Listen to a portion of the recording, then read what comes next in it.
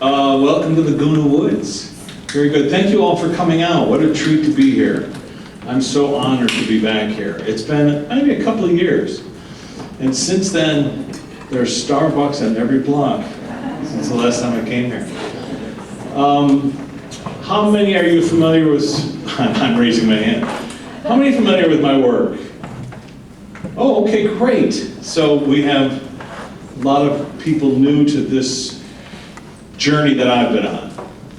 So I'm going to give you a little preamble about who I am, my background, what the heck I'm doing up here, why they invited me back. There's that. So I'm Rich Martini. Nice to meet you. And my journey has been unusual, to say the least, and I'll try to be as succinct as I can. How much time do I have? No, 2, 3? Hour and a half. Okay. The title of today's talk is 11/11. All of you, I'm sure, are familiar with hearing people talk about the idea of 11/11, of looking up at your digital clock and seeing the numbers 11/11 and wondering, what's that? Or is it just something unusual, something out of the corner of your eye? So we're going to talk about 11/11 and why that is an important key into understanding consciousness. Okay? Today we're going to explain consciousness to you, doubters and scientists in the room. It's an unusual thing to say, but it is what my work's been about. Some 20 or so years ago, a very dear friend of mine, Luana Anders, passed away. She's an actress, close friend, died in my arms. And after about 1996, and after she passed away, she started to visit me. So I had this kind of unusual experience of doubting the idea that somebody I loved and knew was visiting me, but also the idea that she was appearing as a younger person than I knew her, than when I even met her. I could hear her voice sometimes I could see her, but at the time I was a filmmaker, just making movies and going about my life. But it kept tugging at my sleeve, like, what is this about? And I thought, well, Luana had been a Buddhist, so maybe Buddhism, maybe that was a key. If I could study Buddhism, maybe I'd understand how is it that she had that ability that I don't have. So what I did was I studied Tibetan philosophy with someone named Robert Thurman. Robert Thurman is the head of Tibetan philosophy at Columbia University. His daughter, you may know as Uma. Very unusual person. I just happened to be in New York City working on a television show, and I saw that I could audit one of his classes. And so I thought, maybe he knows something. Maybe he's got the key. And so I went a deep dive into Buddhist philosophy. You've heard about the Tibetan Book of the Dead, right? Of course. And I thought, well, maybe they know. Maybe they know how it is that my friend Luana is appearing to me and tapping me in the shoulder and sometimes saying things to me. And at the time I thought, well, maybe this is a path. So I went to India and I went to Tibet with Professor Thurman. I made some documentaries there. But ultimately the answer was not there. Because what happened was in 1997, I was working on the Charles Grodin Show. And you may know Charles, he used to be on CNBC, good friend of Luana's. He brought me out to New York. And one afternoon I was there thinking, how is it that, if Luana could come visit me in a dream, that means she exists. So where is she hanging out? If she can come visit me, how do I go and visit her? And that afternoon I had an out-of-body experience. Are you familiar with that term? I'm sure, yes. And in my case, I've had a few in my lifetime, floating around the room or finding myself on the ceiling, look down at myself, nothing major. But in this case, I shot like a rocket into deep space. I saw Manhattan disappear beneath me, and I was now hurtling in a direction, but I was conscious of the experience of feeling like, wow, I am traveling so fast that light is melting around me. And then at some point, I took a sharp turn, like a 90-degree turn, and then I felt myself like sort of going through almost like a wormhole is probably the best term to use, or something. A black hole, I don't know, but traveling in a sideways direction. And now I was in another realm, another universe, I guess. I don't know how else to describe it, but it's somewhere else. And I could see stars moving, but instead of coming past me this way, they were coming past me this way. That's the only way I can describe it. I was aware of that. And then I suddenly came to an abrupt halt, and she was standing in front of me. She had her eyes closed, and she opened them. And I'm looking at her thinking, is this... And I heard in my head, you were looking for me, and this is where I am.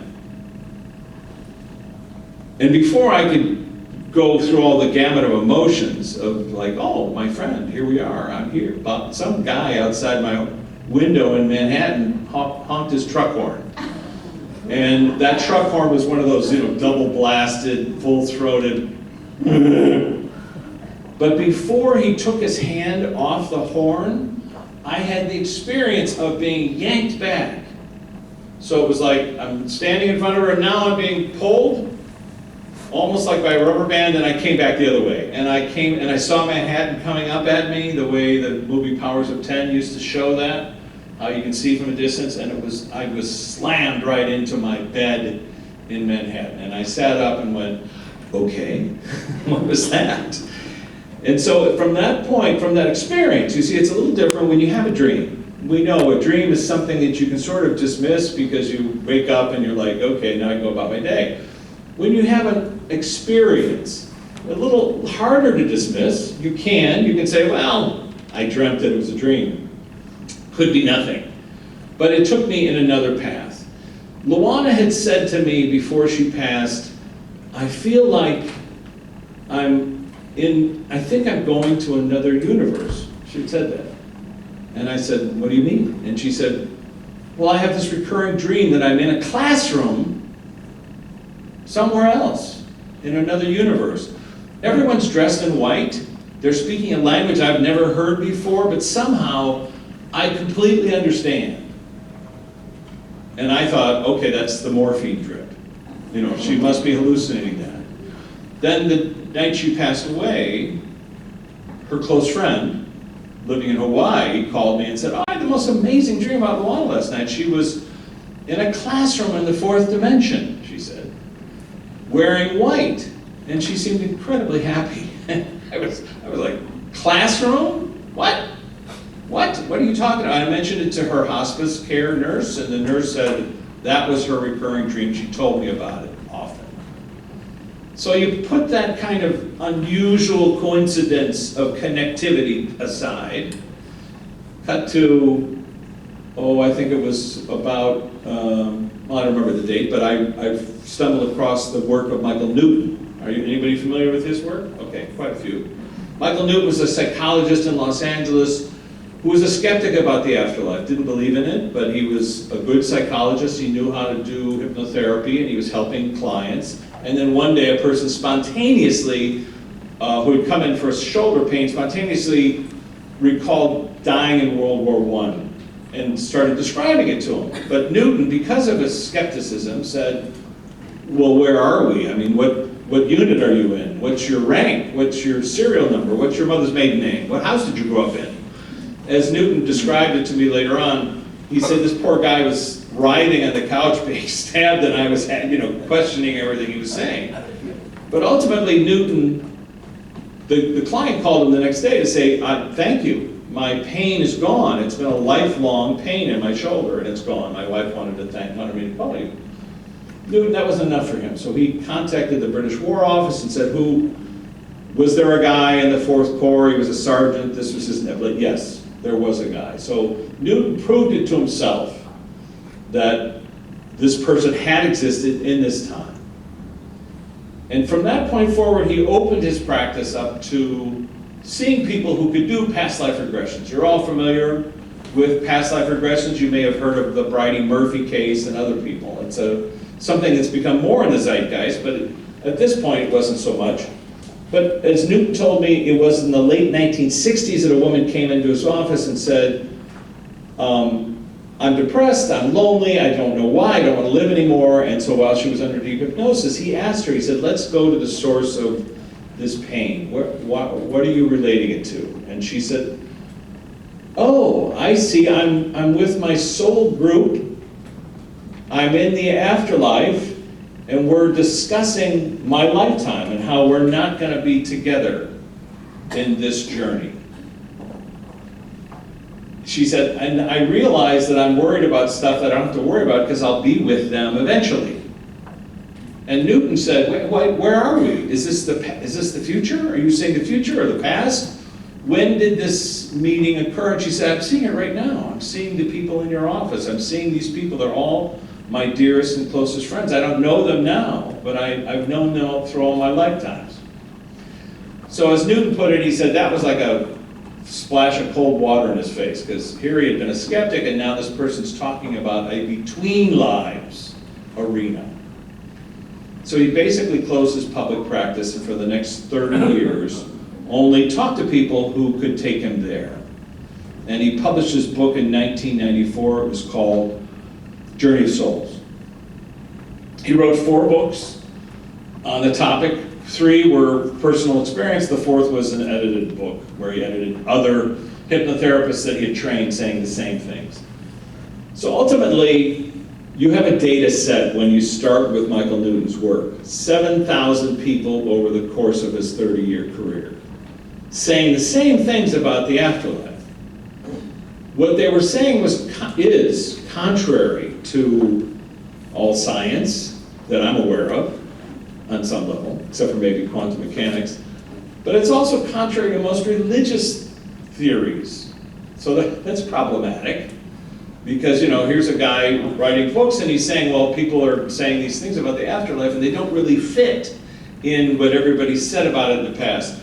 But I picked up that book, opened it up, and in the first chapter, there was a guy talking about a classroom in the afterlife and everyone was dressed in white. And I thought, okay, well, that's my bell. That's my chance to make a documentary about this topic. As a filmmaker, I've written and directed 8 theatrical features, none of which you've seen. Otherwise you go, oh, there's Rich Martini. But I don't have to hide from them. They're all wonderful films. I had a great time making them. But at this point in my career, I was thinking, well, I know how to do this. I'll start a documentary about Michael Newton. So I tracked him down. He was giving a conference in Chicago, and I asked, and I kind of thought, as any jaded, skeptic Hollywood person would, that it's possible they're making this up. People under hypnosis, they want to say this stuff. So I thought, well, if I make a documentary, turn the camera on, it runs for 8 hours, or you guys are trapped. But the camera will go for 8 hours. So why not? Let's just see. So I was surprised when they said, sure, come and film. And I went to this conference in Chicago, and he was conducting a session, and there was a woman under deep hypnosis. And I brought my camera in. It was a room about this size, about this many people, all trainees. And I set my camera up, and I thought, okay, well, this is interesting. And now a guy named Paul Orend, who was the former president of the Newton Institute, was conducting the session, and Michael was helping in the background, making notes so people could see it. And this woman remembered her lifetime, this current lifetime, where she grew up, Poughkeepsie. And kind of, then she became a hypnotherapist because she was volunteering. But then, at some point, Paul said, let's go to a previous lifetime that has some significance to this one. And she said, I'm in Auschwitz, and I'm waiting for the showers to come on. And I, as a jaded Hollywood filmmaker, my instant thought was, oh, how convenient. Here I am, I've got a camera, and now we're going to go to the most traumatic human experience that anyone could have. I couldn't help myself. But I was smart enough to just watch. She then proceeded to describe in great detail what was happening and the trauma, as you can imagine. But at some point, Paul Oren and the way this technique that Michael Newton has perfected over his course of his career, these 6 to 8 hour sessions, 4 to 6 hour sessions, they went back to a happier time in this woman's life. They went back to her life in Warsaw. By the way, I was able to find her in the public records because she said her name. And she went back to this happy family that she had and what they went through.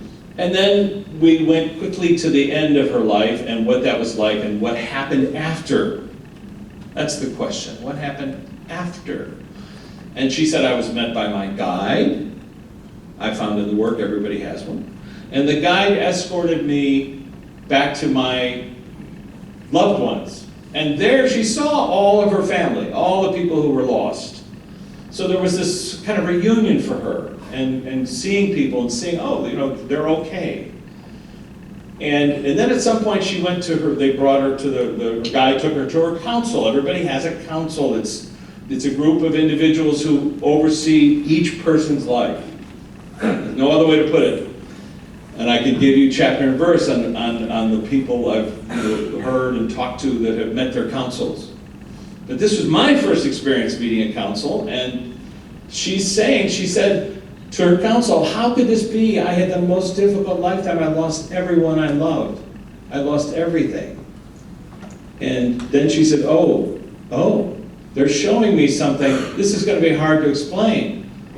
But they're showing me that it was harder to choose to play the role of a perpetrator in this lifetime than a victim. When I heard that sentence, my instinct was to run from the room, to jump up from the camera, look around. Did you just hear that? They're easily the most politically incorrect thing I've ever heard in my life. But she then continued on. She said, in the choice of this role that I played, I learned profound lessons in courage every day.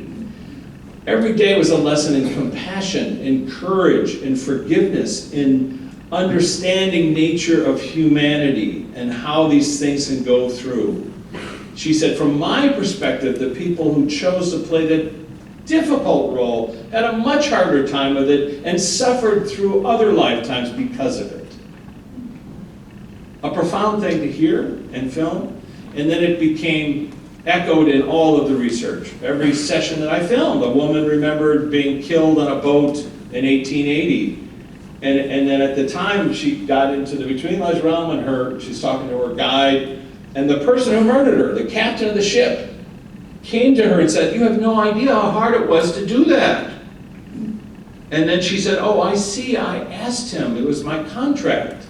It was like we had a performance to work out, and I asked him to experience what that was like to be a rotten sailor, and she had been stealing food from her fellow sailors. The ship had run aground and had voted her off. So in that moment, she saw that whole journey as almost like a performance on stage. Almost like, okay, I can play the role of the bad guy, or I can play the role of the good guy. I want to learn these lessons. I've seen all of my lifetimes. I know what journey I'm on. I know why I'm here. I understand that. I want to do it again. I want to come back. So that's what Michael Newton stumbled upon, and then it's what I stumbled upon in my camera. And I started filming people relentlessly. And I filmed 50 sessions since then, over the course of a decade. I've done 6 myself.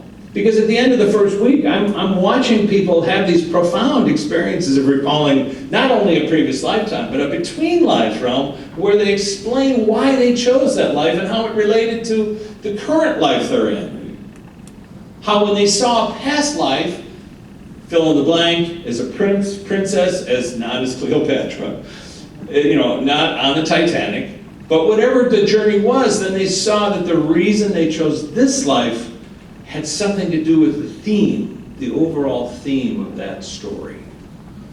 That's what I started to see in the research, and that's kind of what got me addicted to filming it. So like I say, I've filmed over 50 of these sessions. I've done 6 of my own, and I've compared those notes with the notes that Dr. Helen Wambach, who I discovered, a psychologist from New Jersey who had done the same work in the 1970s. She had 2,000 of people that she did cases with. They said the same things.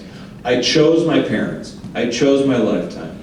I chose the difficulties in this lifetime because I wanted to learn how to overcome that energy of addiction, of whatever, fill in the blank, whatever that thing is that they wanted to overcome. It reframes the entire journey that we're on. So, in your narrator's case, at the end of the first week of filming, he said, well, how about you, Rich? Do you want to try one? And I thought, well, I can't, because if I film myself, then I become the sub, and then I thought, wait a minute, what am I saying? You know, what's his name? The guy who did Paper Tiger, George Plimpton, right? Is that his name, George Plimpton? Yeah, Plimpton, I met him, had an autograph of one of his books, but you know, I could take the journey, and then I thought, wow, this is a perfect way to prove this false. Because I'm not here to find a past life. I don't particularly believe I had one. I'm a jaded skeptic. I can't help it. Very difficult for me not to realize the camera's on, because I'm so used to doing that. I thought, this is perfect. I'll do a session and I'll prove them wrong. And if they say to me, where are we? And I don't see where we are, I'm not going to make something up. And I was prepared to spend 4 hours saying, I don't know, I don't see anything, sorry, nothing. But just before I went to the session, they had said, somebody had said in one of the books, bring questions. Okay, like if you could ask somebody a question on the flip side, what would it be? Any question. I thought, all right. So I made a list of questions, like 10 questions. One of them was a trick question. A trick question that I knew I was the only person on the planet who knew the answer to that question. And I thought, I'll ask the hypnotherapist that question, that trick question, and if he says an answer, I'll know he's lying, you see? How clever of me.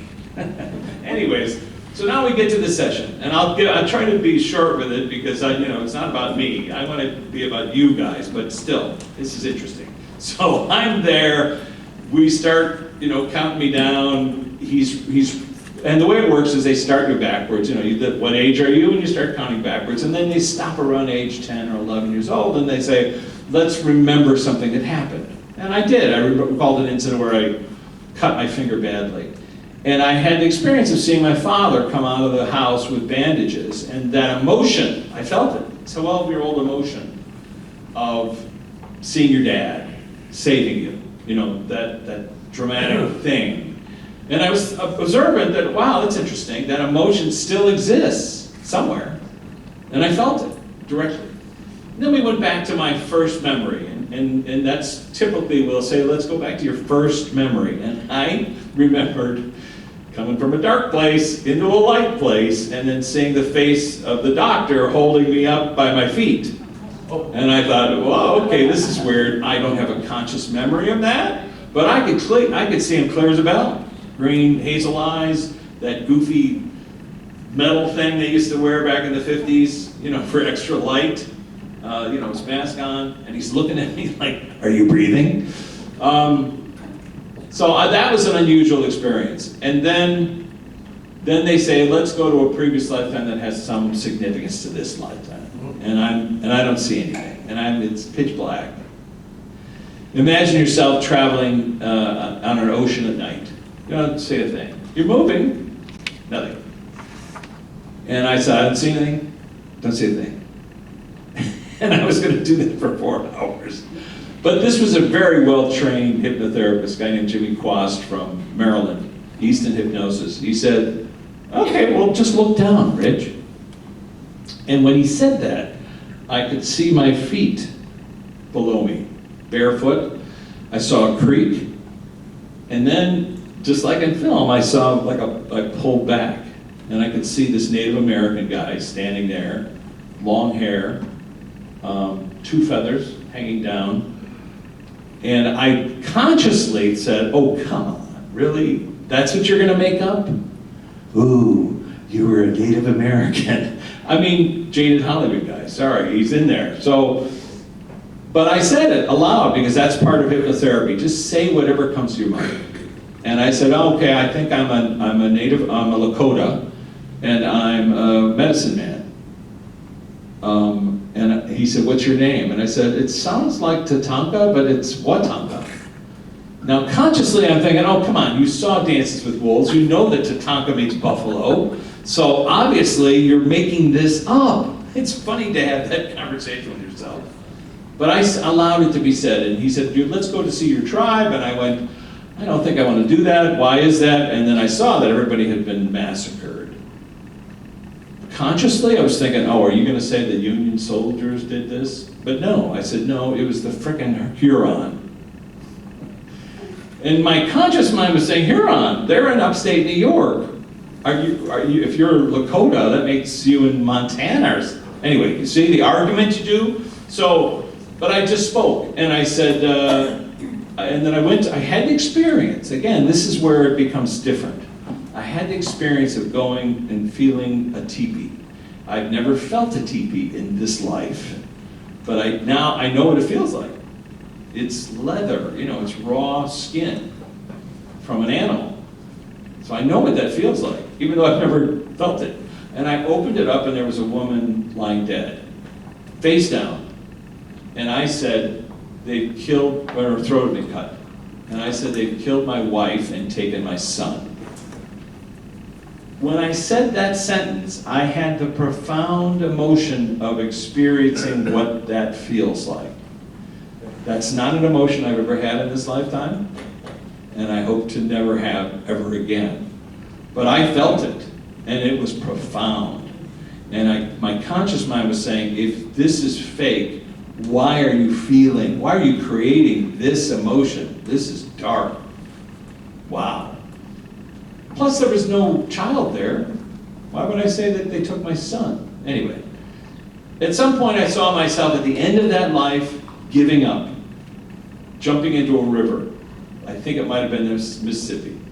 I was drunk, had a bottle of whiskey, and hypnotherapist said, where are we? I said, I'm out of here. I'm gonna go into this river, I'm gonna drown. And he said, why? I mean, do you want to talk about this? I said, no, they took everything from me. They took my people, my culture, my family. Now, how hilarious is that? That I have a connection to that sentence. And I don't consciously know who these people are. But you can hear it. I'm emotionally connected to the sentence. So I said it. I'm out of here. I just want to go home. And when I said home, I realized I didn't mean my teepee. I didn't mean Chicago. I meant somewhere else. And it made me remember this woman, the first person I filmed, the woman from the Holocaust. When they asked her, where do you want to go after the last moment on life? She said, I just want to go home. Since then, of the 50 people that I filmed, that's how they describe heaven. That's how they call the afterlife. They don't say, I've never heard anybody say, oh, I'm in heaven. I feel like I'm in heaven. I feel like I'm walking around heaven. They say, I feel like I'm home. I feel unconditionally loved. I feel my family. I feel connected. I feel connected to everybody. Joyous. When my father died, the night he died, I heard his voice. I felt his hand on my shoulder. I felt him wake me up before I'd done this research at all. And I heard his voice say, I'm experiencing indescribable joy. Not something my father would have been, architect, not something I ever would have heard him say. But then he came the next night and he added details. He gave me names that he wanted me to tell my mother. Tell your mother I love her and I'm with, and then he named like 6 people. And the next day I said to her, Mom, I know this is gonna sound weird, but I think I talked to Dad last night, and he said he's with Harry and Kitty, and I named them all. And she said, oh, those are our friends from World War II who died in the war. Those are not names that I know or had ever heard, but she knew. So this is what this talk is about. It's about It's about finding new information on the flip side. Okay? So that takes us back to Luana and 11:11. How do we get there? Well, as we began, remember I said the idea of a dream might be a way or a gateway into your subconscious and into the flip side. It could be a near-death event. In this case, my wife had a dream.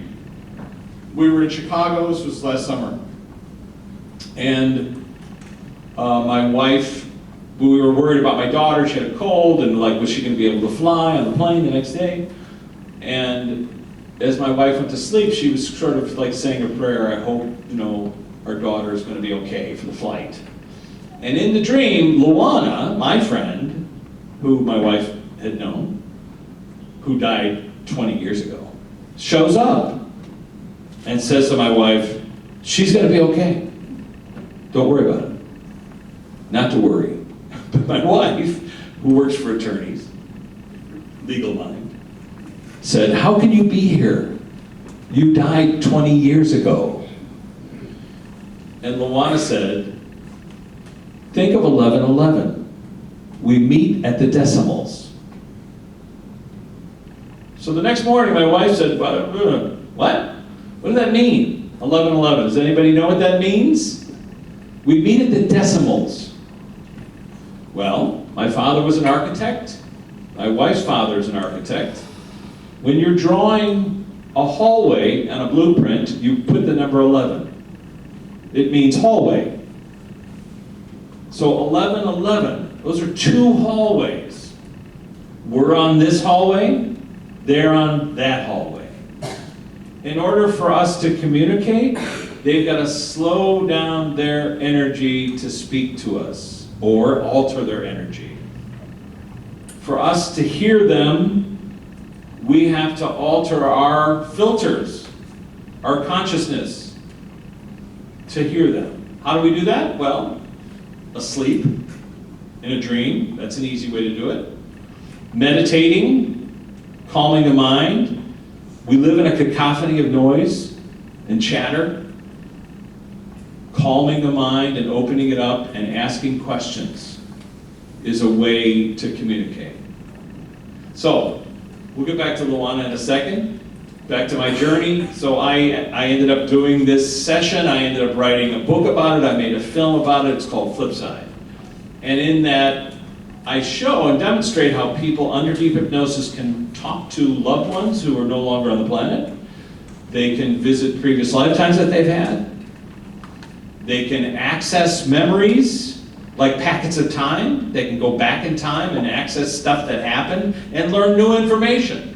You're all familiar with Eben Alexander's near-death experience? He met somebody during his near-death event that he'd never seen before, but he knew. He felt he'd known this woman forever. That idea of being home. This woman guided him through all of his journey. When he first saw her, he said, I felt like I've known her forever, but I don't know who this is. You see? Conscious mind and other consciousness. And this woman took him around and showed him all these things. And then, 6 months later, he got a packet from his birth family because he had been adopted. And the birth family said, we just want you to know about your family. And they sent him a photograph of his sister who died before he was born. And he instantly recognized the woman who had given him the tour of the afterlife. The point of the story is new information. You look for the new information. Luana saying 11:11, we meet at the decimals. That's not something my wife could ever have conceived as a way for us to talk to the flip side. But she knew that it would come to me, and then I would piece it together. I know you're dying to know, what was the trick question? The trick question was, I heard in a dream. Sometimes you hear things in dreams. Does everybody ever hear something in a dream? Sometimes you see things. All right, in this case, I heard in a dream the words, Vanum populatum. What language is that? Latin. I guessed correctly. I don't speak Latin, but I wrote it down. You know, next to your bed, you have a little thing, you write the thing down. And I found that note like weeks later, and I thought, oh, I better look that up. Huh, maybe vanum means something. I look it up, vanity. Vanum means vanity. Okay. Somebody from the Flipside telling me to be careful of my, really? Have they not seen me? Populatum. Populatum means to annihilate, to utterly destroy, to wipe off the face of the earth. So whoever it is that came, bless you, whoever it is that came up with that term, obviously was a little bit cranky about it. Annihilate vanity. In Latin, I live in LA, where do I begin? But I knew the meaning of that term, and now you all do. You see? Nobody on the planet went around saying vanum populatum. Nobody. Not. So when I got to this thing and I'm asking questions on the flip side, I'm now standing in front of my counsel, and the odd moment was they already knew the questions. They were already answering them. And the hypnotherapist said, oh, I have your list of questions here. And I said, no, they're already answering them. Remember, I had written them, jotted them down the night before, and it was like they were going one after the other. Okay, the first question you have, sir, it was blah, blah, blah, blah, blah. And this question about vanum populatum, and the whole council, all 8 of them, laughed, erupted in laughter. Vanum populatum, that's funny. And the lead counselor said, why don't you ask Rich what the answer to that is? And when he said it, I saw a little cartoon or a little bubble up in the corner. And it was a bubble of me on the couch filming myself. He was referring to that guy, not me. You see? Because if he could have said, you know the answer to that, but he wasn't talking to the temporary me, the rich guy, Rich Martini, the guy on the couch. He was talking to the guy that he's known for many lifetimes. You see? In that answer, I saw that he was, and the other thing was, I realized that the higher version of myself, had given myself the question so that I would puzzle it, knowing that I like puzzles, that I would look it up, that I would figure it out, that I would now go around the planet telling people to annihilate vanity. That was why I said that thing. Now, how can it be that my higher self and my temporary self are together at the same time? Anybody curious about that? Okay, I'm going to tell it to you in just a couple of sentences, and it's based on my research. What people say under deep hypnosis is that, oh, here, I can use an example, is that we are unto ourselves each a pool of consciousness. If you think of us as like a glass of water, who we are is that pool of consciousness. In the ocean of consciousness, everybody has their own version, right? Everybody in this room has their own pool. But it's all water, so essentially, if you're in that pool, you can feel what all the other molecules are feeling. That apotheosis and epiphany that people have sometimes, where they feel connected to everything and everybody, well, that's like opening yourself up to the rest of the water. All right, you with me? So now, if you wanted to incarnate, I love having a napkin. You take your little napkin and you want to become a human, let's say, and you're going to choose who you're going to be. You're going to choose your parents. This is what people say. Your guides come and they say, now look, this time around, we really think you need to work on that thing that you don't seem to handle. You just keep screwing up. So we want you, and you can say no. You have free will. You can say, I don't want to do that. Wait a minute. What do you mean no? I'm telling you, the thing you need to work on, and you can say, I did that in the Viking era. I was that drunk uncle who went around killing everybody. I just don't want to do it again. It bothered me. And your friends come to you and say, no, you're the best drunk uncle ever. And you're really good at it, and you gotta play the role. And I'm not gonna learn the lessons that I'm supposed to learn unless you play that role of the drunk uncle. And you can just say, have a nice time. You know, I'll watch from the wings. Generally, your loved ones prey upon your goodwill and your compassion. And they say, you know, please, I really need you to play this role. And whatever, it's up to you. You can play the role. It is a role. It's a role. And when you get off stage, you go back home. But as you come to play the role, if you took the whole napkin here, it would blow the circuits. It doesn't fit in the human. It's too much information. It would explode. I've heard this consistently. There's too much energy. The entire structure of the human body it's overpowering. You can only bring a percentage. People generally under hypnosis will say, well, you ask them how much of the percentage of your conscious energy or soul did you bring to this lifetime? And they'll say, well, I was able to bring, terrible Terry, I was able to bring a third. I've been doing this for a long time. Out of the 50 people that I've talked to and the thousands that I've examined, they'll say I bring anywhere from 20 to 40% of their conscious energy. Okay? You with me? So that's how your temporary self, which comes down and becomes Rich Martini, get in there. And I've also heard about the process, how to choose. One person said it's like flying in a jet plane to get from there to here. It's like flying in a jet plane and you drop down into a Ferrari and you got to make this incredible maneuver because the plane's going so fast. You drop down into the Ferrari and the Ferrari's moving. And you're landing that cockpit and you got to reach up and start flipping the dials, and some of them don't work like they used to, the way you remember them on a previous lifetime. Oh, that's weird. I thought that would work. And now you're in the Ferrari traveling and you're born. People say consistently they don't show up until the 4th month. They may be there at conception to see it, but they don't actually join the vehicle, the womb, until the 4th month. In Dr. Wamba's research, it wasn't until the 6th month. She said there was no person out of the 2,000 that she interviewed that said they got here before 6 months. So what's the 4th month? The first trimester, correct? Just for those doctors out there. So, if something goes wrong between the beginning and the 4th month, no harm, no foul. Wasn't meant to be. Wasn't going to happen. All right? I'm just telling you the research. Not my opinion, not my theory, not my belief. This is what people consistently say.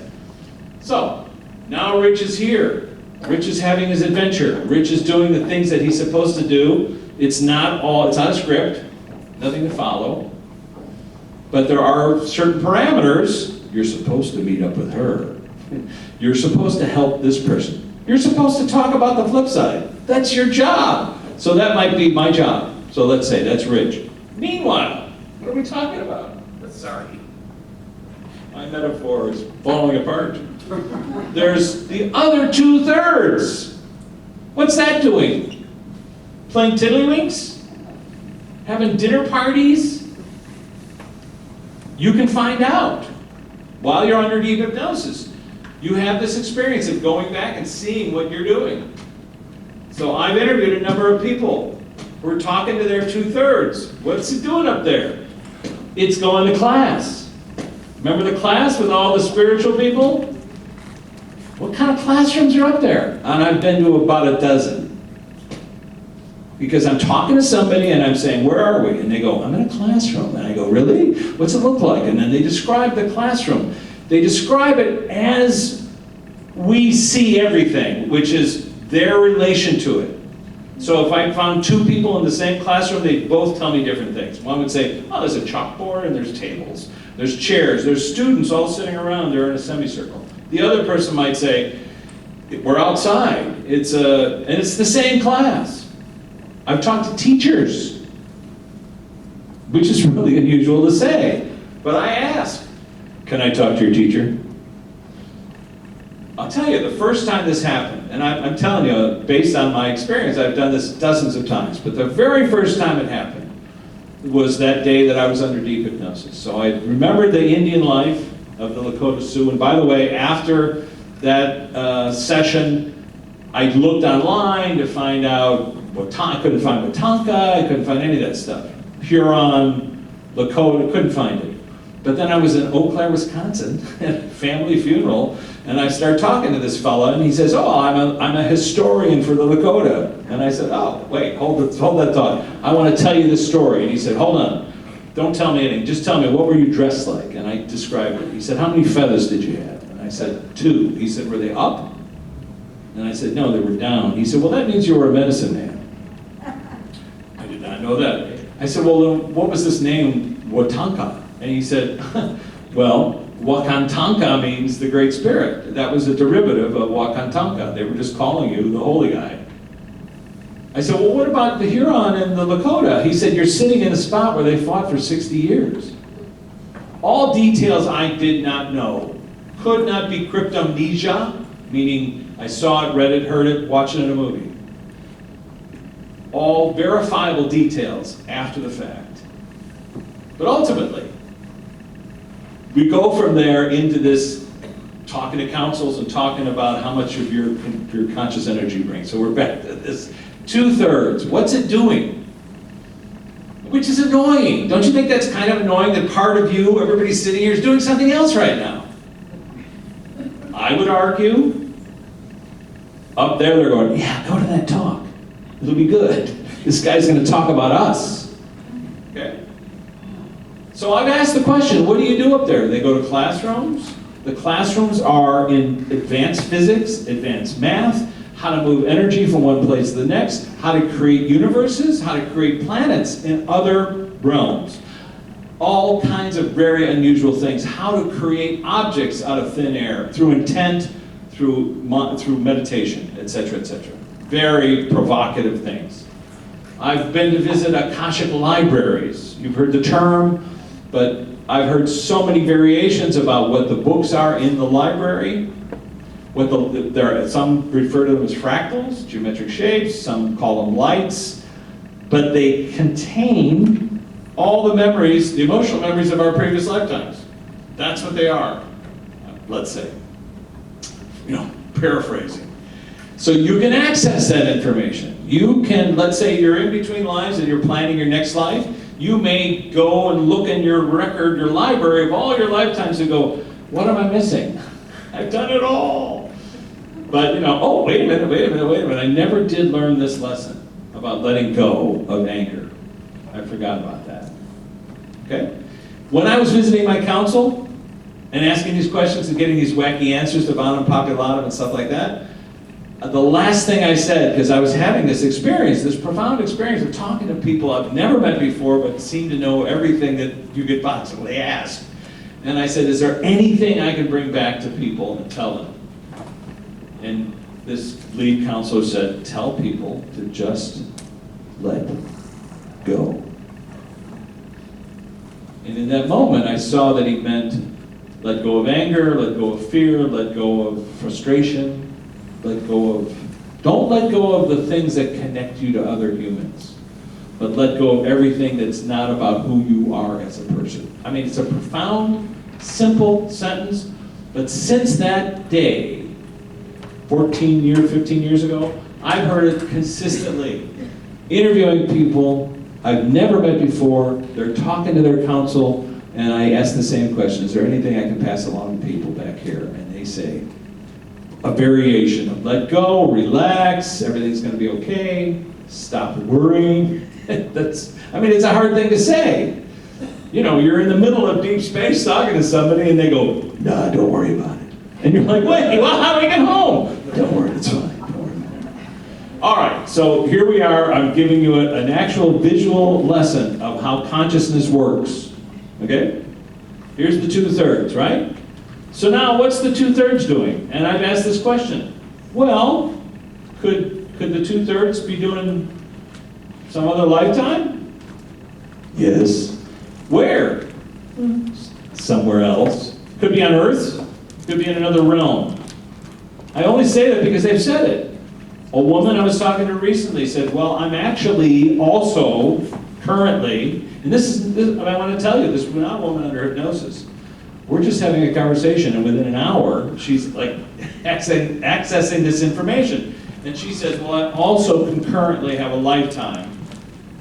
I'm leading right now on another planet in another realm. And I said, oh, is that like a fun life, or like what's that like?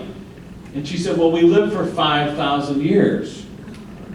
I said, okay, so you're saying that's your regular lifetime, and this is the temporary one? She's correct. I said, okay, well, how much of your energy is there? She said, 20%.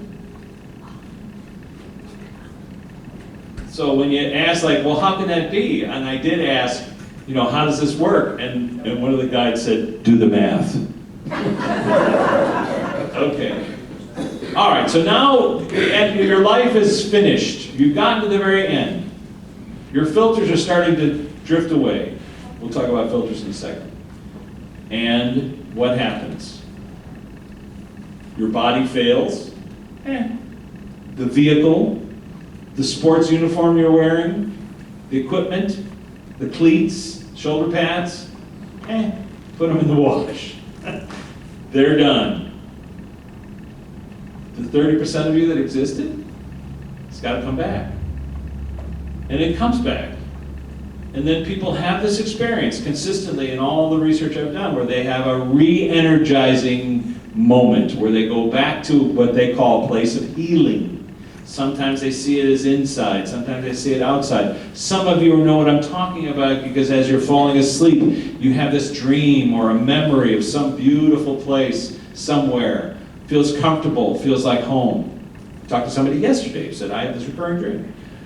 That's a place of healing. And what happens? Your energy now gets rid of all the stuff that was bothering you and a problem, and eventually you're back to being you. You're carrying all the memories that you had in this lifetime, but you're also accessing all the memories you've had in all the other lifetimes.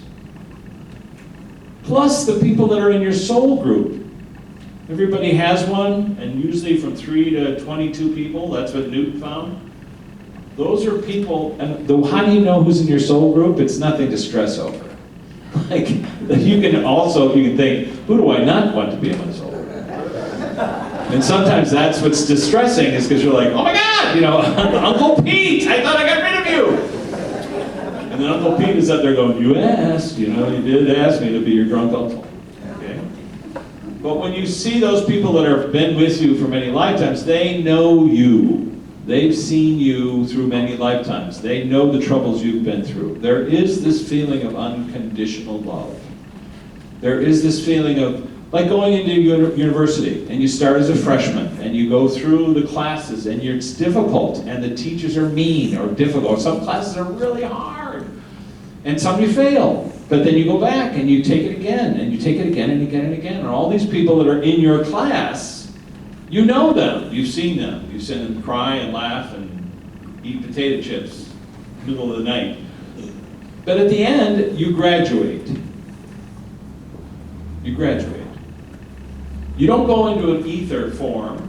I've asked, what happens? What do you get when you graduate? And I had a guide say it to me this way. He said, Rich, I've lived all my lifetimes, and that's how I became a guide. At the end of all my lifetimes, I graduated to becoming a guide. And he said, and my graduation gift was you. So when I was just a little teeny weeny idea of a conscious entity coming along, and apparently conscious entities come into existence at any time. They're not related to our physical realm. So they can come in at any time. It's never an issue about how many people are on the planet. You can just keep creating them. Or you have people who claim that they incarnate in other planets. Michael Newton, in my interview with him, I said, so how many of your clients claimed that they lived on other planets? He said 10%, so 700 out of 7,000. But my interview with Pete Smith in It's a Wonderful Afterlife, he said that number has risen to 30%. That means 1 out of 3 people who go to see a hypnotherapist trained by a Michael Newton Institute worldwide claim, under hypnosis, they're recalling a lifetime that wasn't here. 1 out of 3. So the odds are 1 out of 3 people here in this room is an alien.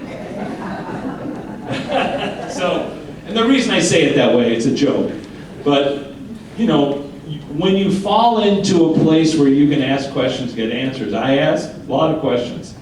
And one of them is, and I've heard this specifically from somebody who said, stop calling people aliens.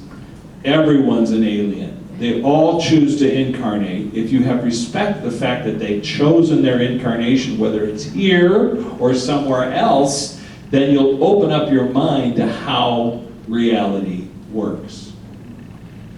Interesting.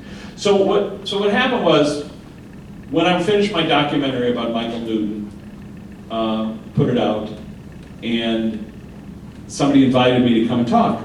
One of these events, actually in Virginia Beach. And someone in the audience came up and said, you should go on that show, Coast to Coast Radio. I said, what's that? He said, oh yeah, that's right up your alley. And he wrote a letter to the producer at Coast to Coast. The next thing you know, I get a call. Can you come on the show? I'm going to be on next week, actually. And I've been on 7 times. Every time I go on the dang show, my books jump to #1. So, you know, why? I don't know. I think it's not because of me. I think it's because people need to hear that information. But once I started doing that, and then I started talking to scientists about consciousness, how does consciousness work? How does this relate to what people are saying under deep hypnosis? And then they would say, well, deep hypnosis, that's problematic in terms of science. And then I started to show and demonstrate you don't need hypnosis in order to access this information. You can just talk to people, ask them questions. You'd be surprised. If you go on YouTube to Martini Prods, I don't know why I chose that name, but Martini Prods, you'll see examples of me talking to people.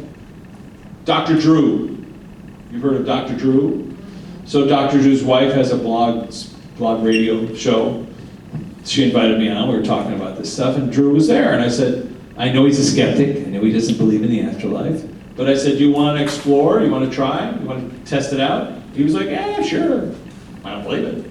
And so, if you search my name and Dr. Drew, you'll find in 15 minutes, I had him talking about a previous lifetime that he had no access to, and then at some point I said to his guide, which he wasn't consciously aware, but he's like, yeah, there's somebody here. Just when you said that, when you said, do I have a guide? He's, yeah. I asked the guide, can you take Drew in to visit with his counsel? And Drew said, what's a counsel? And I said, I wasn't talking to you. I was talking to his guide. Because the temporary Drew here isn't aware of his counsel. But the guide knows what I'm talking about. And within a few seconds, he's now introducing us to he's got, I think it was 12 people. And we talked to maybe 3 or 4 of them. People that Drew has never seen consciously, but is in his mind's eye saying, okay, there's a woman here, her name is this, and da-da-da-da-da. And now I'm asking council members, why are you allowing Drew to see this? And they always say something for a variation of, well, it's time. It's time for him to understand that this is how the nature of reality works.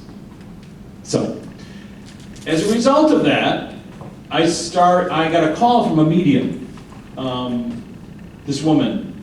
And at the time I thought of the term psychic medium as, gypsy, crystal ball, like anybody would. And I wanted to tell her, no, I'm not, it's not interested, it's not my thing, and thank you, I appreciate you're a fan, but it's just not my thing. But as I talked to her on the phone, again, now I've learned when people contact and reach out to me, it's for another reason. I try to allow that that's possible. I said, so what kind of work do you do? She said, well, her name is Jennifer Shaffer, she's in Manhattan Beach. She said, I work with law enforcement on missing person cases. And then she named a couple of cases I was aware of. And I said, oh, well, that's interesting. Colorado Bureau of Investigation. Phil Bratton, former New York commissioner, had used her talents on a case and she had solved it. And I said, oh, wait a second, that's interesting. And for 30 years, I've been working on a particular case about a missing person. Do you want to work on it with me? She said, I'd love to. So I took my camera and my tripod over to her office, and I spent 3 hours interviewing somebody no longer on the planet who's been missing for 70 years. I know more about this person than anybody that I've ever met.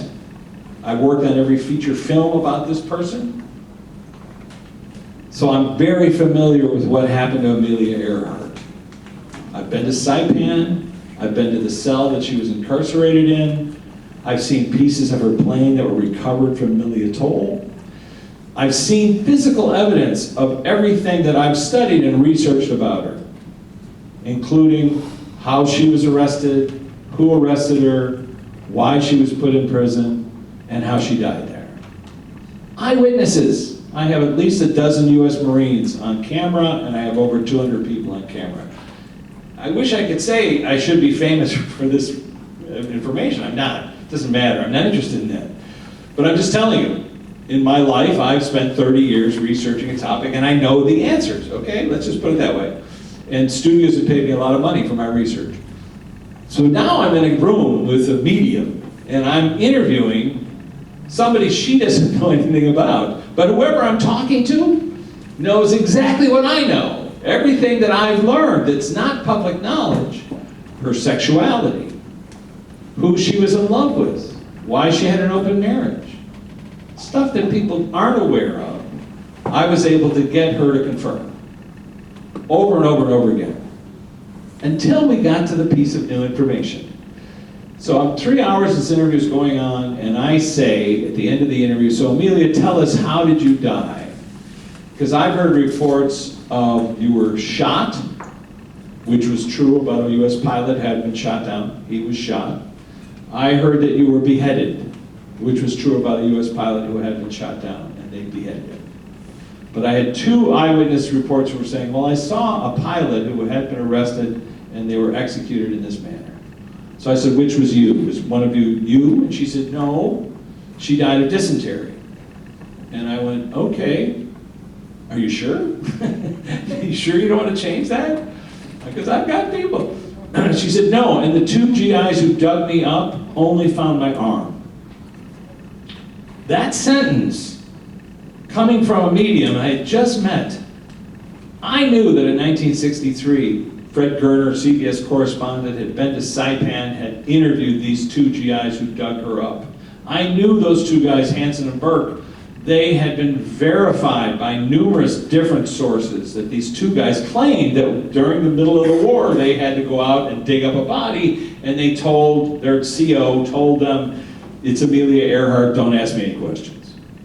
So I knew that these guys existed, but here was Amelia saying, when those 2 GIs dug me up, they only found my arm. 10 minutes after that interview, I was driving away from Jennifer Shaffer's office, my head spinning, and the phone rang, and it was a former NTSB investigator in Seattle who had just been given privy to documents, a trove of documents about Earhart's case from a federal investigator. And he said, Rich, I just wanted to call you. I wanted to tell you, everything that you've told me is in here. How she was arrested, how the Japanese took her plane, how they hid it, how these GIs had found her plane, how they found her briefcase. All of this is that was in your research, it's true. He said, but I just saw that when they dug her up, they only found her arm. 10 minutes.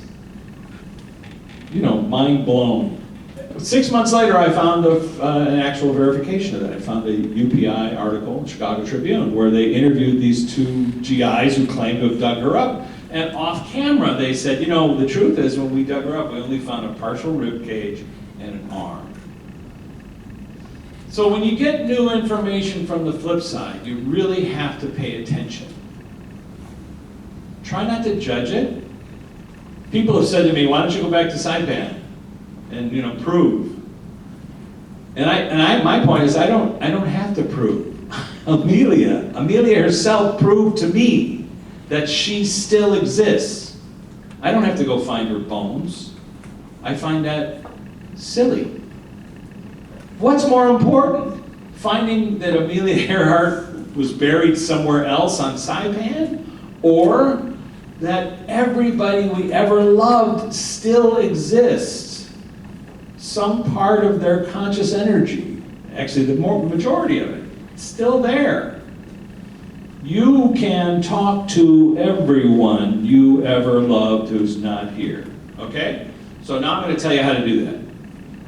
Okay, you ready? You've got 20 minutes. 20? Okay, very good. Well, I don't think we might go, but this is important. So, cut to, I started filming sessions with Jennifer Shaffer. She's really good. It's like having a cell phone, right? To the flip side. Because I sit with her, I turn the camera on. Who do I want to talk to? Hello, can I talk to Orson Welles, please? Please hold. All right, I'm waiting. What I found was that Luana, my dear friend, on the flip side, was helping us to access people over there. She started with friends that I knew, friends of mine who had died, like Bill Paxton, the actor. She started by saying, Billy is here, he wants to talk to you. Now I knew Billy, I knew him when his career started, so I know everything about him. So I asked, how do we meet? If this is you, how do we meet? Where do we meet? What were you doing? Et cetera, et cetera. And ultimately I had 3 different mediums, I asked them the same questions, and they all said the exact same things. Verifying for me, let's just put it that way, maybe not for everybody else, because I could be lying, Bill could be lying, whatever, somebody could be lying, but verifying for me, beyond a shadow of a doubt, that this was my friend Billy. The actor Harry Dean Stanton passed away. I knew Harry through Luana. Harry came through Claresville with Jennifer. He said, look, my memorial service is coming up this week. I want you to go tell people things.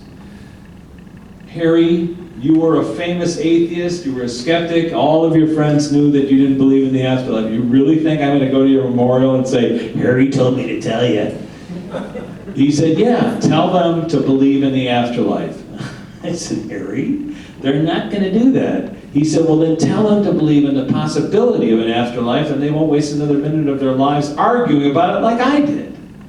Okay. I said, do you have any messages? So he gave me 3 specific messages.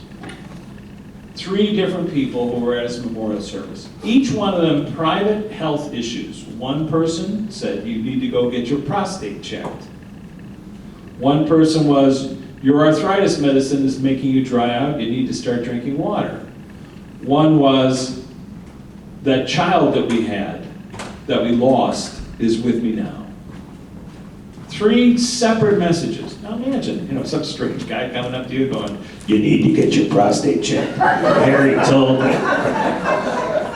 So I cannot tell you who these people were, but I can tell you that I went to that memorial service and I went to each person privately. And each person screamed or had a reaction to it. The prostate guy said, his assistant said to me, he went for his first treatment this morning. So that was accurate. He had prostate cancer. So the arthritis person, his son jumped out of his chair and said, I tell him this every day. The arthritis medicine is drying him out. And the girl who had had a kid with Harry just screamed. And she said, I knew it. I knew it. I knew there was an afterlife. So my point is, these messages may not be for everybody. And even me telling them, I can't really get into the details of who said to who to what. I can't prove it, which is fine, which is okay. But my point is, I've been working with this medium for now maybe 4 years, and every Thursday for 2 hours, I sit and interview somebody on the flip side. And like I say, it started off with friends, and then it became friends of friends, and then it became strangers, and then I would be sitting in my kitchen in Santa Monica, and I would hear a voice of somebody familiar on the flip side who had died recently, and I would hear, I understand you're the person I need to talk to. And I would say, get in line. Because I'm not a medium. I can't, I have too much going on in my head for me to sit down and go, did I hear that right? So I use Jennifer. She's my cell phone. I kid you not. I go to her session, and on the way there, I think of the person that I thought that I heard, and I pull up, turn on the camera, and I go, okay, Lou, who wants to talk to us today? And she'll say the name of the person. So-and-so is here. I'll give you an example. John McCain is here. And I went, when I heard his voice saying, I understand you're the guy I need to talk to, I was like, what? Don't talk to me. I don't know you. I don't know him from Adam. I don't know anybody who knows him. But at the session, I said, so why are you bugging me, buddy? He said, because you need to reach out to my daughter and tell her something private. I said, I don't know your daughter, Megan. I don't know her. I don't know anybody who knows her. You do that. I'm arguing. You go and do that. That's your job. You go find somebody that she knows that's a medium or a psychic, and your dad wants. And he said, no, you're going to tell her this. And then I said, look, I need more detail. I need something that will prove to her beyond a shadow of a doubt that this is you.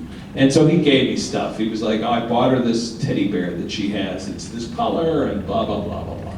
Fill in the blank. What he wanted to tell her was to run for governor of Arizona. So all I can do is I write it up, I post it on my blog, richmartini.com, and she finds it, she reads it, great. If she doesn't, there's nothing I can do. But I can tell you, in the past year, I've passed along messages from people on the Flipside. And they're like, you need to reach out to my son because the attorney that's representing the estate is screwing him.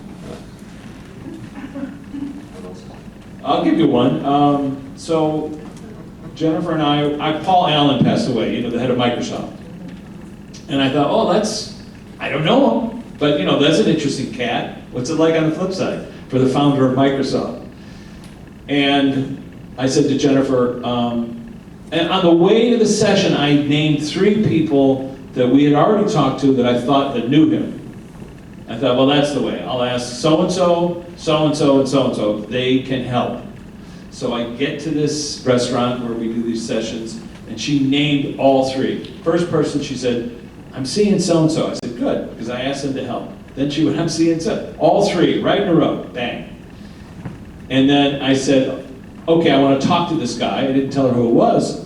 She said, I'm seeing Steve Jobs. That was one of the people I asked. I said, well, they're friends. And then eventually she got it. He owns a football team? Yeah, Seattle Seahawks. So now I'm asking the same questions I asked, which is who was there to greet you on the flip side when you crossed over? What are you doing now? Who are you hanging out with? What do you miss? Anything you regret? Simple questions. Because they're not about politics, right? They're not about their life. But they're about what their experience is now. I try to focus on that. So I said, who was there to greet you when you crossed over? And Jennifer said, I'm seeing a football player. Really? What's he look like? I'm seeing the number 5, and he's Polynesian. I'm seeing another football player. He's African American. I'm seeing, I think she said 5 and 2. 2 and 5. Football players. I said, are these guys Seattle Seahawks? No. Who are they? Let's ask the guy. Let's ask the Polynesian dude. Who are you? He said, I'm here to thank him. I wanted to thank him for his research into brain trauma. And I said, okay, wait a minute. I think I know who this is. I said, let's focus on the African American for a second. Who's he? His name, begins with a D, Dave? I knew who that was. Dave Doerson, Chicago Bear, killed himself. CTE, suffering from CTE. The other guy? You know who he is. Junior Seau, killed himself a year later, suffering from CTE. I'm saying, Paul Allen, did you know Junior Seau? Did you know Dave Dorson? He's saying, well, I knew them in the sense that I felt responsible for them. I felt like I have this brain institute, and they need to help football players who are suffering from it. I kid you not. And then Jennifer said, they're showing me a quarterback. They want you to know about a quarterback. And I'm thinking that he has CTE. And she goes, Joe Montana. And I go, no, I think Joe Montana's okay. I don't think he's got CTE. But he's a quarterback, his name is Joe. Okay. This is how they communicate. They show you something that relates to something. So it's a quarterback named Joe. This is what I figured this out later. Quarterback named Joe. That's why they were showing her Joe Montana. They showed her Fran Tarkington, a quarterback who does have CTE. But they kept showing quarterback, and I couldn't get it, because I'd look it up after the session, and I'd go, I can't find anybody. So then, the experimenter that I am, I said, well, let's just try an experiment. And I reached out to Gina Seau, Junior's wife. I had seen her on ESPN talking about CTE. You know about CTE, right? You know, that's the brain trauma issue. And she was talking about how Junior had suffered and how the family had suffered and all these things had gone wrong, et cetera, et cetera. And so I reached out to her on social media and I said, Gina, I don't know you, but I think your husband came to visit me with this medium. And so she contacted me. And I said, and she said, well, I'd love to come up to Santa Monica, wherever you are, and watch you guys talk to him. And I said, well, let's try an experiment. Why don't we do this? I'll film this. You come up to Jennifer's office, I will not tell her who you are. And let's just see if Junior shows up. All right? You like that experiment? Gina Seau, he died, I don't know, 7 years ago, 8 years ago. She drives up to Manhattan Beach, we go into the office. Jennifer does not know her at all. Doesn't know who she is, doesn't know why she's there. All she knows is that I'm her pal who has decided to try this experiment. And we spent 2 hours talking to Junior Seau. He knew what was in her purse. He knew what she put on to wear, the clothes that she was going to change into that she changed. He knew all the details of what had happened. You know, she sat there listening to Junior apologize profusely for all the things that he had done and the mistakes he had made. I mean, it was very profound. But Jennifer still didn't realize who this guy was. She just knew it was the husband had come through for this woman. And somewhere in the middle of the interview, I said, Junior, show her why we're here today. And Jennifer just perked up and went, oh my God! It's the football player that we met the other day. She didn't realize it until that moment, because he showed her. I was there to greet Paul Allen. You with me? Pretty profound. So now a week later, Jennifer and I do a session. She calls me up out of the blue and says, look, I need you to meet, I don't know, I'm getting a feeling we're supposed to do a session. I don't know why. I said, okay. So I turn the camera on, she says, Paul Allen's here. That guy we interviewed, though she didn't know his name. The Microsoft guy? Yeah. Why is he here? He wants us to talk to Junior. Oh, all right. What do we miss, Junior? We talked to you and your wife for 2 hours. No, he doesn't want us to talk to Junior. He wants to talk to Dave. Dave Dorson, the Chicago Bear. Dave was the first CTE case. And he came through and he said, you need to research Joe Namath. Which I did. If you Google Joe Namath and CTE, you'll find out that Joe Namath has cured CTE. He was suffering from it.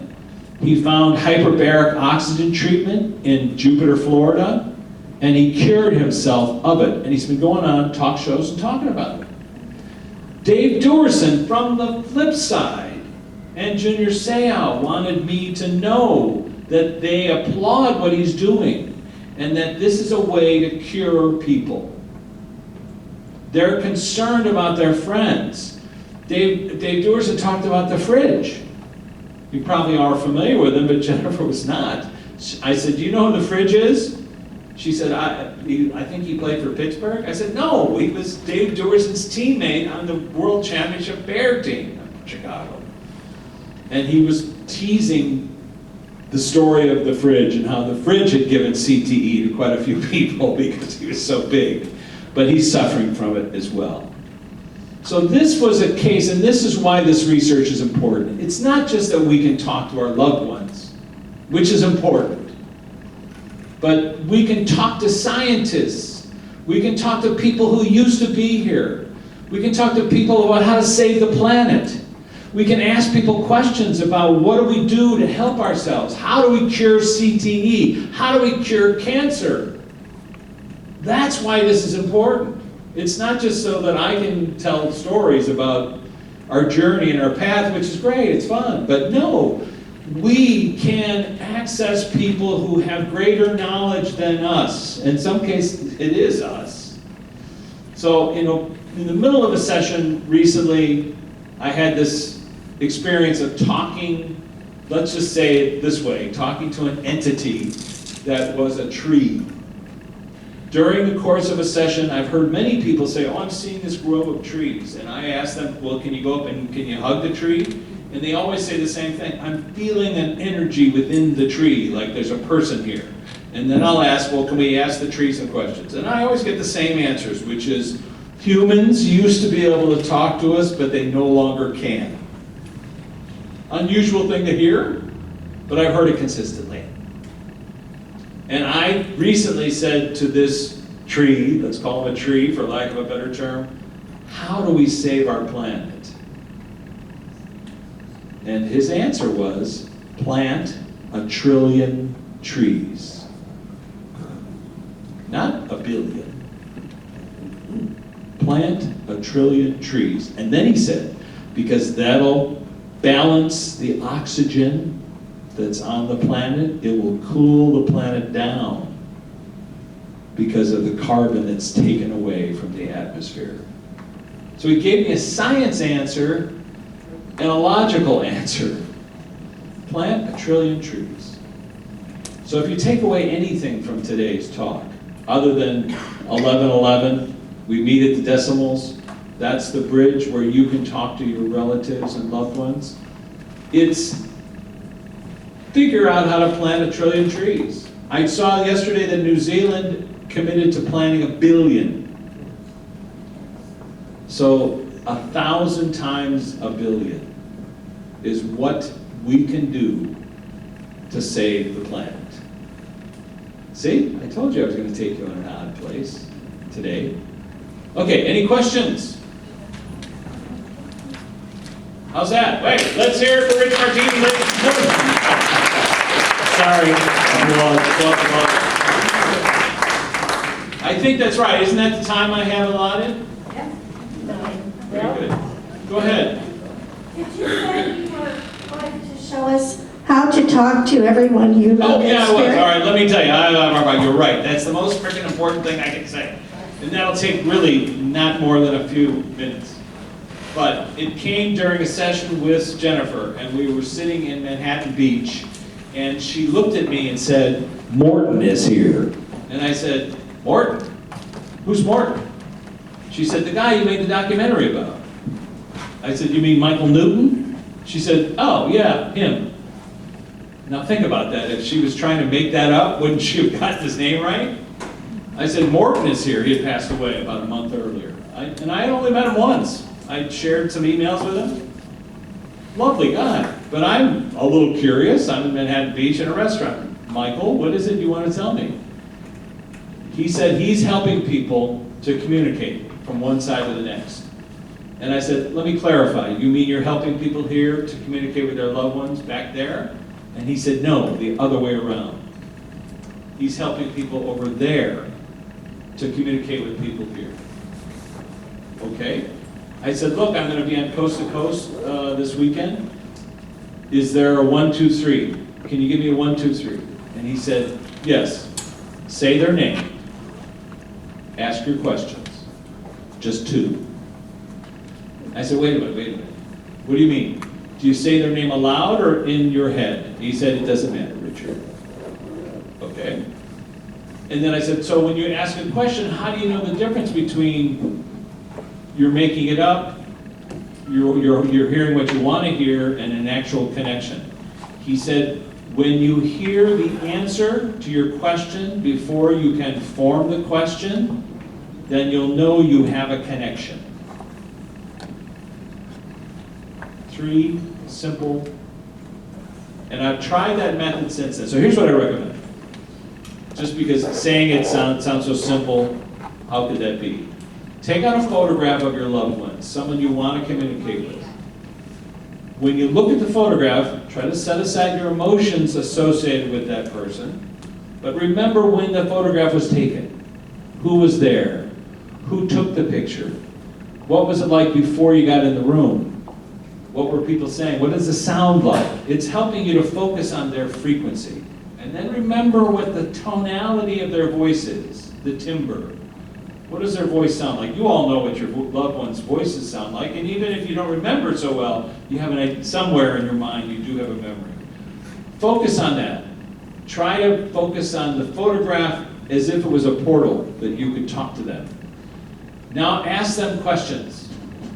To begin with, ask simple questions. Ask questions that have yes or no answers. How are you?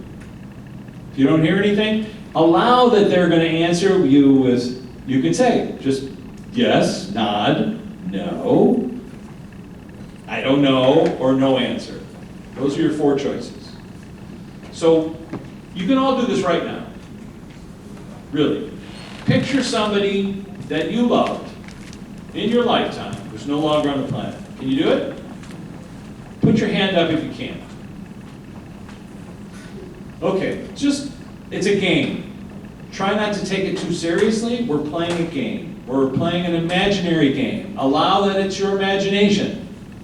Because of course you're ideating the moment. So it is your imagination. So allow it, just allow it. So picture them in your mind's eye. Picture them sitting across from you in a happy state. That helps. If they were cranky when they were leaving, that's not so good. But in a happy state. And now start to look at them very carefully. Look at their clothing. Can you do that? See what they're wearing. Whatever comes to mind, don't judge it. If it's an outfit that you know, great. If it's an outfit that they're making up, that's fine too. Don't judge it. Are they wearing jewelry? Are they wearing a watch? Look carefully. What is it about them that's you remember? Take a look at their shoes. What kind of shoes are they wearing? Are they cowboy boots? Are they tennis shoes? Are they regular shoes? It could be exactly as you remember this moment in time. That's fine. Allow it. It's okay. But now you do something different. You switch from past tense to present tense. It's very simple. Reach out in your mind's eye and take a hold of their hands. Just allow that. You don't have to, you can close your eyes or not. Just reach out in your loved one's hands. You know what they feel like. Are they soft? Are they hard? Are they warm? Are they cold? Whatever they are, just allow them. It could be your memory of their hands. It's okay. Sometimes you feel cold hands and warm them up. What I do is if somebody says their hands are cold, I say, okay, let's ask them, can you warm up your hands? And they always say, yeah, I feel like it's warmer now. That's just to show that you can make this kind of a connection. And now it's a very simple thing where you start to ask simple questions that only require yes, no, I don't know, or maybe. So you can ask, how are you? Whatever comes into your mind, allow that to be. You can ask, are you really here? And they may laugh at that, they may shrug, they may shake their head, or they may say yes. Whatever it is, you're getting them used to the fact that you're able to focus on them. And then you get to questions that you wanted to know the answer to. Where have you been? How come I don't see you more often? Okay. Then you get to more complex questions. But there are questions that they know the answer to that you do not. Who was there to greet you when you crossed over? Just ask. An image will come into your mind And you will then say, oh, well, yeah, that's who I would have thought that would have created them. But sometimes not. Sometimes it's not the person, it's Uncle Pete. I thought I got rid of you, Uncle Pete. Uncle Pete is there. Whatever, you try not to judge what you see or hear. Just don't judge the answer. Because they're trying to communicate with you. If I've heard this once, I've heard it 1,000 times. We know we exist. It's annoying that our loved ones don't believe we exist. We spend a lot of time trying to figure out how to connect with them. And they spend a lot of time denying that we are connecting with them. That's my imagination, I had a dream, I don't know why that happened. So the more complicated questions are, who is there to greet you? What do you miss about being on the planet? If anything. What's your favorite food? If anything. Who are you hanging out with? If anybody. What is it you want me to tell your loved ones or friends or family? In a simple way. You'll hear something. My point is, you do this as an exercise. You may not get anything now, you may get something now. Try not to judge either one of those. Just practice it the way you would do a push-up. If you do a push-up every morning, one, after 100 mornings, the arms start to get a little stronger. If you meditate, and meditation could be just doing this exercise, every day for 5 minutes, asking questions, telling whatever it is, sharing details, and the next time you have a party, toast them in present tense. Next time their loved ones are in the room, talk about them in present tense. You can preface it by saying, I had a dream the other day. And nobody cares what you say after that. I had a dream the other day. I was with Uncle Pete. And Uncle Pete told me to tell you, you need to get a new car. And you gotta stop goofing around with that. Whatever it is you want to find. You throw in, I had a dream the other day. Nobody cares. If you say, I was meditating, Uncle Pete, and he said the following, they're gonna run for the hills. My point is, just allow that you can communicate. And it doesn't have to happen today, it doesn't have to happen tomorrow, it could happen in 100 days. I'll tell you, yesterday I had a conversation with a fella, I've never met him before, he lives in Palm Springs, he read about this method, he tried. He said he tried, his wife had passed away 2 years ago, and he didn't hear anything, and he was trying, and he just, he felt frustrated because every time he'd meditate, nothing.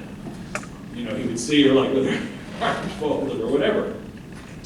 And then he said, I was walking on the beach and suddenly she was there and I could feel her head on my shoulder and I could feel her and I didn't judge it. I just allowed. And since then he's having ongoing conversations with her. And yesterday we did one of these sessions where I just talked him into the Flipside and we had a conversation with him. He learned new things. So it's not something that I know how to do, but it's something Michael Newton told me how to do.